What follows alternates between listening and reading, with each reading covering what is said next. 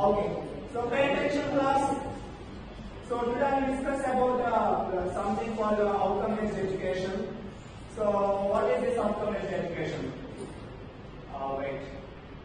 You don't need to know about it. So I won't take any boring lecture that is available already online.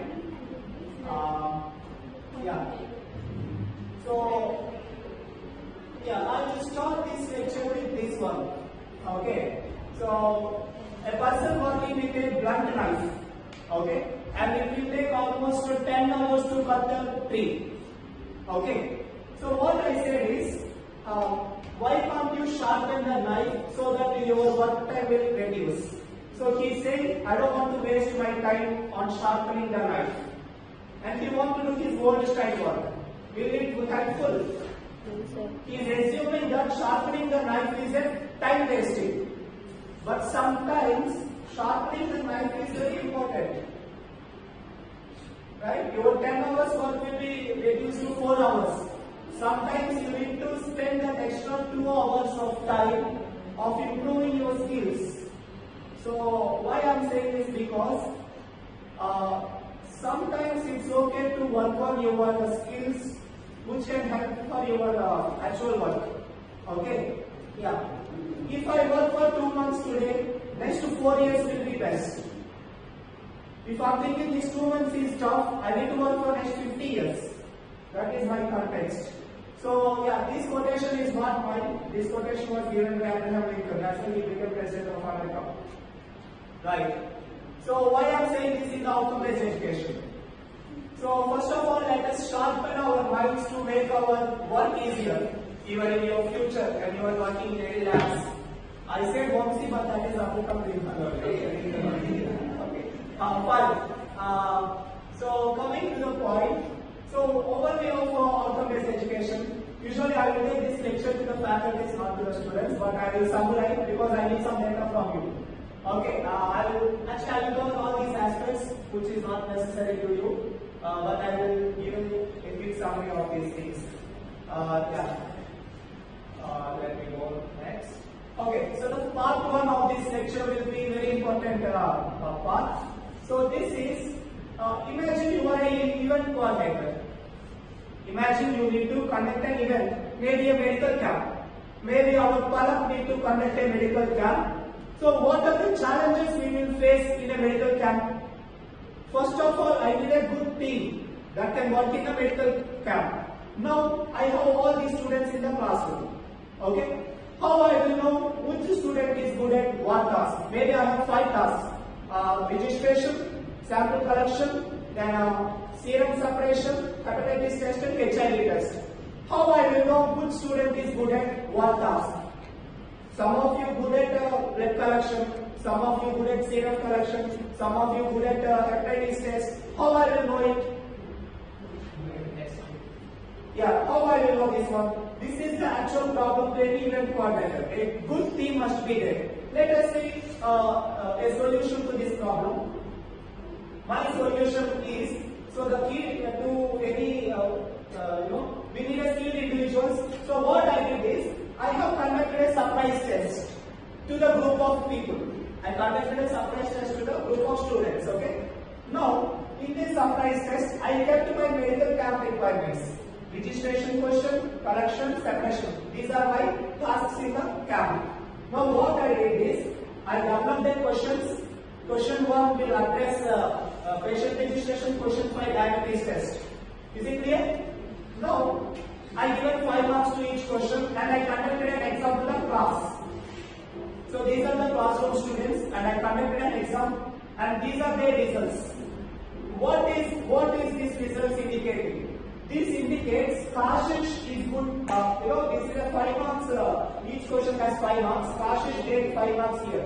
That means Kashish knows about the diabetes test, and Dhanani knows best about question number 4. She knows about hepatitis, and Preeti knows very well about collection of blood. So just with a simple question paper, I have identified your skills. You got it? Now there is an issue with this approach. The issue is with current. Current haven't scored 5 marks in any test, but still current knows some idea about question number 7. That's why he got marks in question number 7. Current got in question number 3. That means current knows something about serum suppression. Even though he looks like a dull student, but still he has some idea about serum suppression. Why can't I keep current along with Jasprit, who got 5 marks? They can work together. Okay? So, is this approach is good? This approach will identify the skills of the students irrespective of their marks. I don't want whether they are slow learners or fast learners, but I want to know what skills they are good at. This is a very good education system, right? And yes.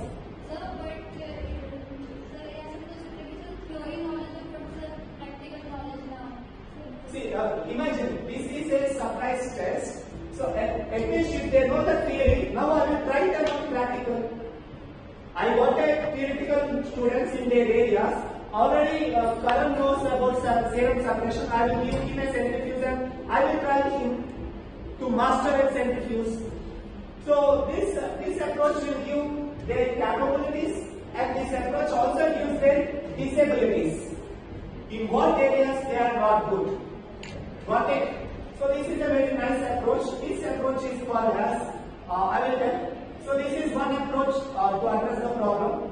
So we got the patient students, and I plugged the current with Jasprit because Jasprit got 5 marks in that question. So I got a good team.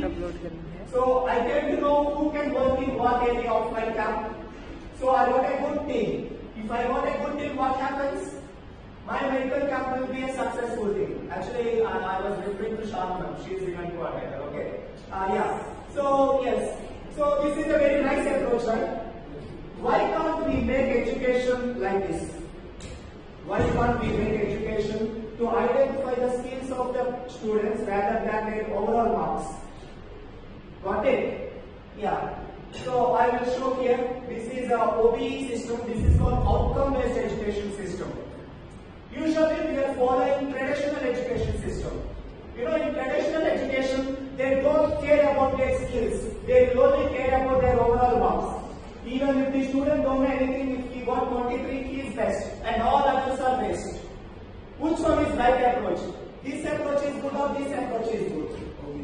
OBE is good, right? OBE will identify your skills and giving opportunities to every student rather than deciding their fate with a single mark, right? Yeah. So we must remove such education. We must remove this with the, we need to replace with OBE.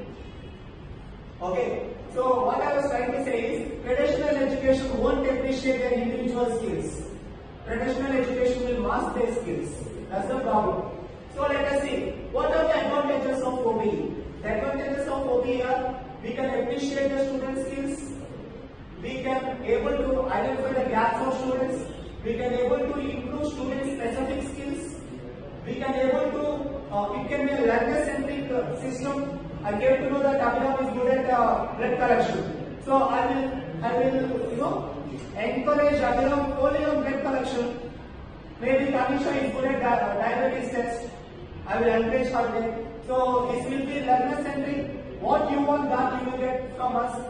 And also, yeah, holistic education. This is the right education. Okay. I just want to tell one thing. Yeah. There is a very interesting quotation by Albert Einstein. You know what Albert Einstein said? Okay, we need to convert traditional to OBE, right? So Albert Einstein said like this: never judge a fish's ability to climb a tree. If you say a fish cannot climb a tree, it will be in depressed state. That it don't know that it can swim, which birds cannot do it, right? Yeah. So that is the problem in traditional education. Traditional education always demotivates the students. But we need something like OBE. Okay. OBE learner will be like this. You got the point, right? Yeah. So all these people, these are traditional people, but this is an OBE learner. OBE learner will be a happiest student because his capabilities have been recognized by their teachers through various tests, right? Yeah, this is the right approach. Yeah, this might be a current in case of our marks. He got 0 marks in all subjects, but 4 marks in one. So he will be still happy. You know, at the end of the day, student must be motivated, not demotivated. A motivated student can do wonders even in that small area, right? Yeah, this is the idea of outcome-based education. This is not a new system. This system is following in European countries for past 20 years. Recently, this system has been adopted in India, and very few universities completely implemented OBE education. And one of those few universities are the universities who are celebrated now. One of them is this CU. CU following OBE education, not traditional. Colleges are still in traditional manner. But OBE is all about this. That's why you have GP courses. That's why some of you are encouraged to go to any course what you want. Some are going to football, some are going to other. We are encouraging, we are identifying their skills, and we are capturing them and we are placing them in different areas in universities on various occasions. That is the approach of OBE. Right? Yeah. And you know to say, now you already understood. That is a dictatorship. Teacher-centric means I am the leader. I will say, Mrs. is failed. But I am not appreciating Mrs. another skills. Right? Yeah, that is not right thing. Or else I will say one thing. You might be good at chematology, but you might be good at other subjects. If you see your overall scores, you look like a slow learner. But you are not actually slow learner. Slow learner in biochemistry might be a fast learner in hematology. Slow learner in hematology might be a fast learner in mathematics or in any other subject. Got it? That's why at the end of the semester, we are taking all the subjects and I will club students in various subject specific slow learners and fast learners. Okay? And I will tell the teachers to identify in their subject who are the fast and slow and give support to the slow and give support to the fast. Okay? Usually that is not happening, but this is what OBE's idea. Okay? Yeah, this is all about outcome-based education. So you understood everything, right? Okay, then next one. Is it boring? No, right? Listen, I will finish in 10 minutes and we will start marking on it. Now, what is the problem? So now we have resolved the issue of the coordinator issue, medical camp issue. Now, a teacher's dilemma. What might be the teacher's problem in a classroom? What I will expect is at least, no, there are notifications. Listen, class. I assure you, a teacher's problem is in the subject, at least 80% of the class must get more than 80 marks out of 100. Is that a good expectation? If there are 100 students, at least 80 students must get at least 70 plus marks. That is the idea. How to achieve this one? Yeah.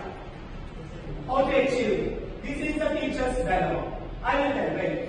So, yeah, this is the idea. So, these are the various things. Now,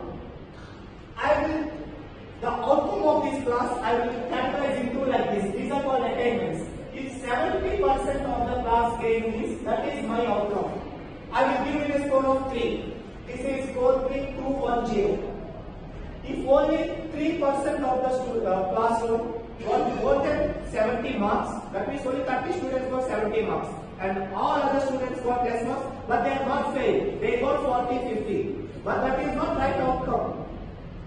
Everyone can pass in a classroom, but I need, bright students in my classroom. That is the major problem in academics.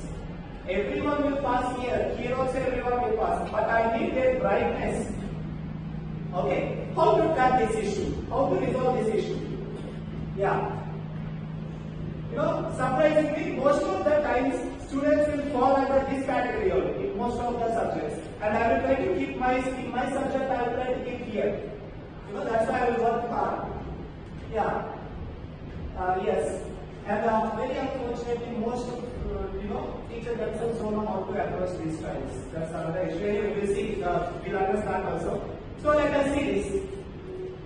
So the questions to the faculty is, the problems with faculty is, they will think why many students failing in my subject, especially. Why many students getting less marks marks in my subject? Is my syllabus tough? Or is my methodology of teaching is different? There might be syllabus issue or there might be delivery issues. How the teacher delivering the content, right? Then another issue might be in which unit the students are failing most. Maybe in 3 units, 1 unit might be tough. That's why students are not gaining. I need to track in which unit they are not getting good marks. How do I identify these above 3 issues? Why students getting minimum marks? Why students not studying, and why they are getting, I need to know in what areas they are weak in my subject. Okay, the answers and how to resolve this. The answers will be given by implementing OBE into the classroom, in the subject. Got my point? Yeah. Why many students getting minimum marks? Let me take your exam marks and let me analyze the marks. Let me see unit-wise questions are given in exam. Let me see in which unit students are getting less marks. I can track them. So yes, that is the OBE and I will show now. So let me try to create an advanced test based on OBE. From unit 1, I know question 1. Okay, this is called course outcome 1. Course outcome 1 is registration of patient. And I will ask a question in the question paper from CO1. Because I already know what is my CO1. My CO1 discusses about patient registration. And I given a question in the paper. So I will know your, by seeing your marks, I can track your skills. That's why in your MST question papers you will see CO1, 2, 3, 4. Have you seen them? The idea behind CO is to track your skills, but you don't know what's going on. The problem that I came here is even the COs itself are not matching with the syllabus. They randomly type some COs and they give the syllabus to you. So I have standardized the COs to your juniors, and I have standardized the skills, and I also standardized the question papers. Okay, and this is OBE system. We already following OBE in this university, but we are not, there is no responsibility. Anyway, yeah. See, so now I conducted an exam. Now I have given the scores also. Listen, the scores will be given, the classroom outcome will be given in attainment. Attainment will be in 1 to 3 marks. So I will score them. Okay, that is the idea of this attainments. This is what we are doing in the background actually. I will enter your question-wise marks in the system actually. You know this map? If I am giving 7 questions to Diksha, how many? What is Diksha's question 1 mark, second question mark, third question mark? What is Buddha's fourth question mark? I have all each question marks in my Excel, and each question has been attached with a skill, that is CO. So I am tracking all your things by your results actually. Result analysis matters a lot. Now you understood that? Why we need to take question-wise marks? Then only I can identify question-wise skills of the students. Okay? Yeah. Now, after getting your attainment, I will get the overall attainment. Here, overall attainment greater than 1.5 is good marks. Less than 1.5 is the classroom, only 30% of classroom are getting good marks. That is attainment. So just by seeing attainment itself, we can understand the status of the classroom, the teacher, students, everything. Okay? Yeah. See, we are doing many clever things in the behind, right? You are thinking we are coming to classroom, we are doing. But this is what we will do in office. And result analysis, all these things. But most of them won't give reports. Anyway, so that's why the question paper looks like this. Have you seen the question paper, COs, everything? So the COs are mapped with your skills actually, expected skills of that particular subject. Yeah. Then what is the K1, K2, K3? I will discuss K1, K2, K3 later. Yeah. If you see our COs, this is what we are doing in the COs. We are mapping each CO. We are mapping with the various tests. From CO1, they are given liberty, freedom. This university given freedom to the faculty, but in my previous university they didn't given this freedom. That means if I feel sometimes unit 3 must be studied first. Sometimes happens in that syllabus unit 3 must be studied first and unit 1 and 2 later. In such cases, I cannot unit CO3 for MSG1. So they given the freedom to the faculties to map their things. So this is a part of OBE. Yeah, all these things. So that I got your results. This is how we will receive the data and we are going upon your exams. It can be anything. So yeah, by this I'm telling the answers now. Why many students failing? Change the teaching pedagogy, change the teaching technique. Why is my syllabus tough? Then change the learning process or update the syllabus. Why in what unit you want issue? Check the result analysis. Identify the gaps, then resolve. Right? So this is called as continuous improvement. In every university we are doing this one, and I am responsible for these ones. Actually, my coordinatorship in this department is NAC and OB. I am taking care of quality of teaching delivered by the faculties to the students. So I am working on faculties more than on students actually, you know. But it's very toughest one. You won't listen. You know? Yeah. Sometimes I need to approach them in such a way that in your class, students not getting good marks, but I should not talk to them. You know, very politely. That's very tough. Very, very politely. Yeah. Yes. Anyway, yeah. We will get a mail from the university management demanding the quality of each and every exam. Even for quiz assignment also they will ask for quality. What are the assignment status? That's why I will make the proper formats. Okay. Yeah. If you see here, when I came here, when I did my first attainment analysis, most of the subjects are in 0, 0, 0.1, 0.9. None of the subject is greater than 1. And I was surprised. Something going hellish with this. You know, most of the subjects falling under the category of 0. And they are the core subjects, physiology. You know, creative writing, I will accept it, but you know, some core subjects are missing their attainments. I was surprised. I surprised that they manipulated the data to show that they got attainments. I changed the equations. If not, they will catch the faculties. They will get a warning. Very big deal, actually. Okay. Yeah. See, these things are going on in the behind. And what action taken by those faculties in this subject, research methodology 1.6, okay. Then I will write like this, these polite messages, instructed faculty to motivate students, guided faculty to give more assignments, okay. On paper, I was very polite and I'm doing these things, but in reality, this is called gap analysis. Various teaching techniques they given, you know. Not only classroom teaching, there are multiple, almost 80 to 90 types of teaching techniques are there by the way. Anyway. So next I will discuss about Bloom's taxonomy. Bloom's taxonomy means how to, learning is in 5 stages. Learning is in 5 stages. First you will remember, okay. After remembering you will recall, then you will understand. After understanding it you will apply it. Upon applying, you will evaluate your results.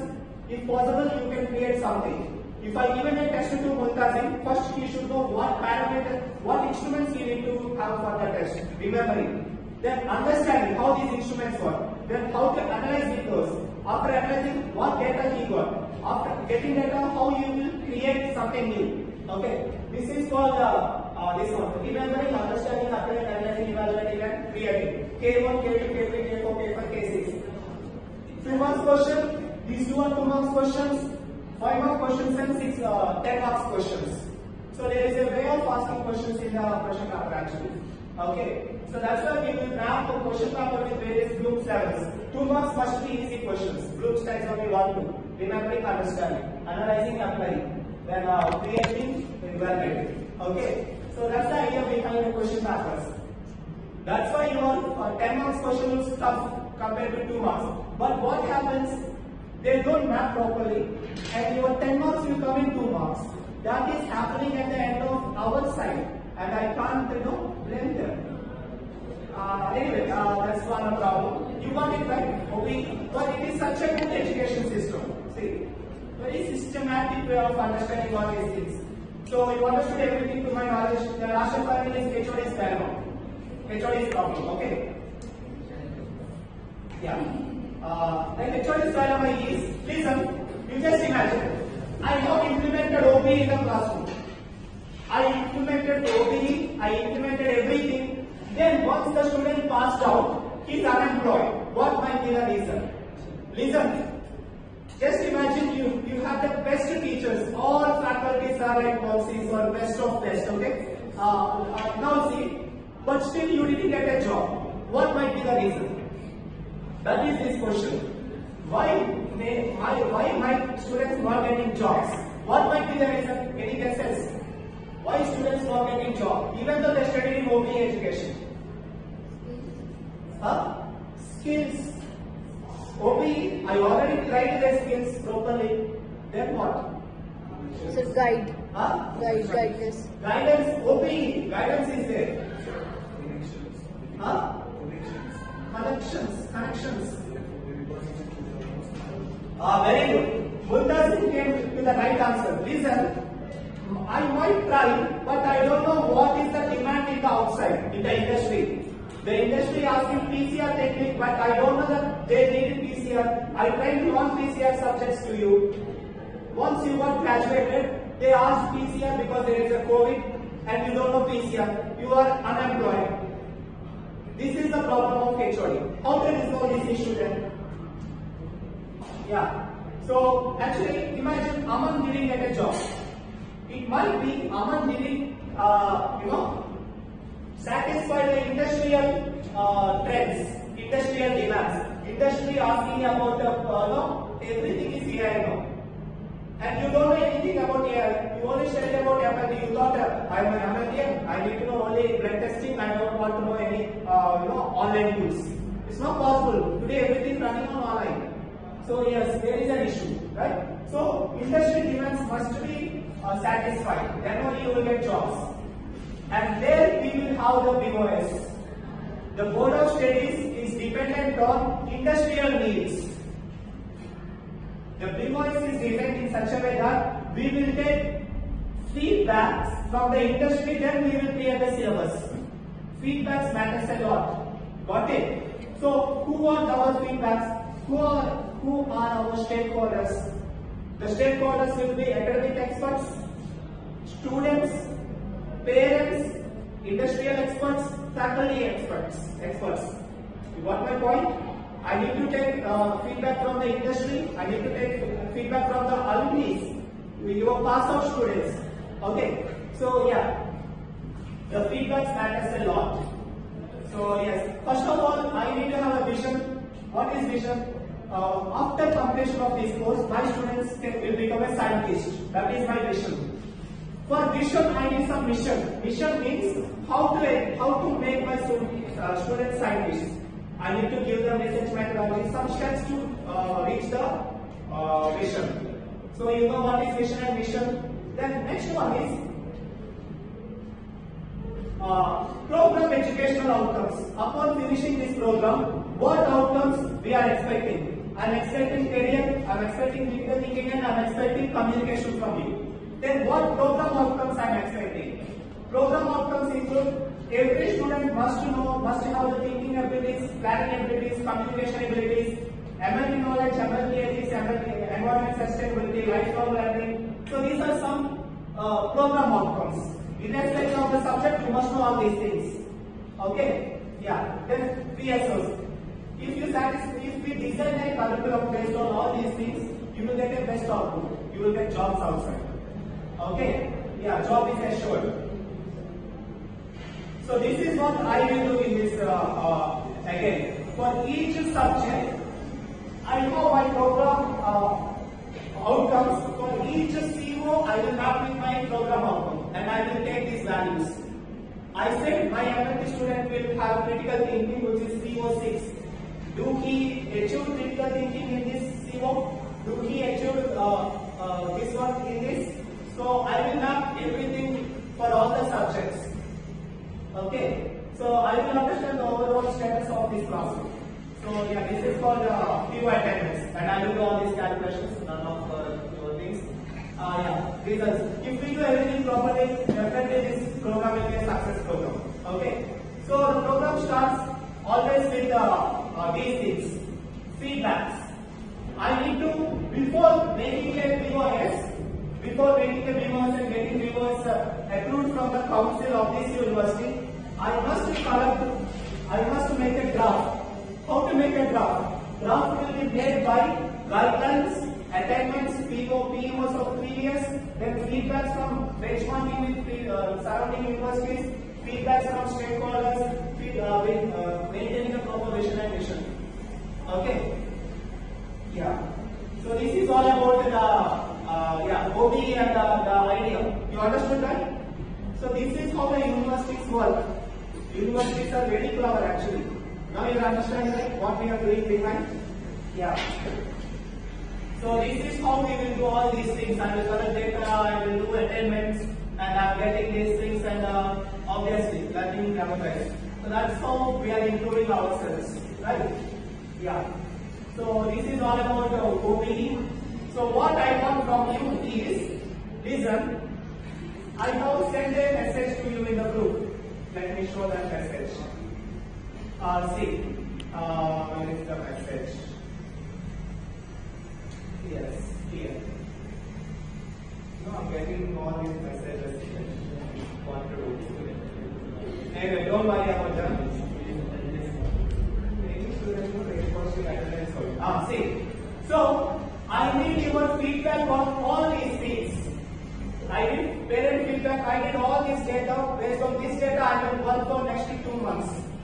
So, usually what happens? Do your parents know what is the PEOs, PSOs, POs, vision mission? PEOs means program educational objectives, not you know because I do prediction. PSOs program specific objectives, program outcomes. So now what you need to do is, you need to fill each and every Google form and send it to you. First, open parent survey, everyone. Take your mobiles, keep on desk, everyone. Keep mobiles on the desk. Open parent survey from first. I got some parents looks excellent. Wow. Actually, I wrote a paper on CRISPR and it got approved. Open parent survey.